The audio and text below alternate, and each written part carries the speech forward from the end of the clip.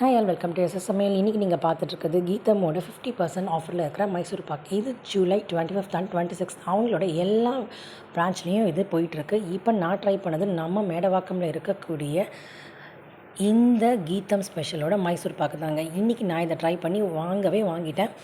அடுத்தது சொல்லப்போனால் ஆப்பம், தேங்காய் பால் அண்ட் குருமா தாங்க. இது குழந்தைங்களுக்கு கண்டிப்பாக கொடுக்கலாம்.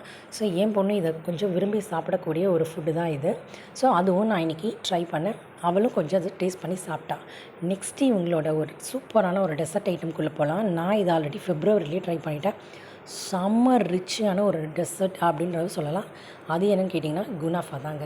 இதில் நான் இன்றைக்கி ட்ரை பண்ணது மேங்கோ ஃப்ளேவரில் இருக்கக்கூடிய ஐஸ்கிரீம் போட்டு அதில் குனாஃபா ட்ரை பண்ணேன். செம்ம சூப்பராக டேஸ்ட்டாக யம்மியாக க்ரீமியாக இருந்ததுன்னா பார்த்துக்கோங்களேன்.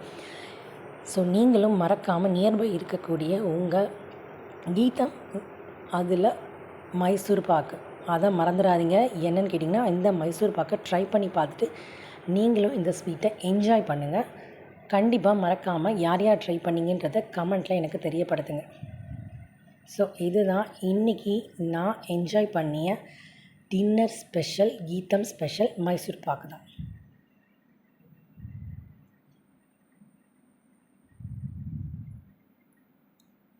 ஸோ வீக்கெண்ட் கீதம் ஸ்பெஷல் மைசூர் பாக்கு டெசர்ட்டில் நானும் இறங்கிட்டேன். நீங்களும் கண்டிப்பாக என்ஜாய் பண்ணுங்கள். தேங்க்ஸ் ஃபார் வாட்சிங். தேங்க்யூ.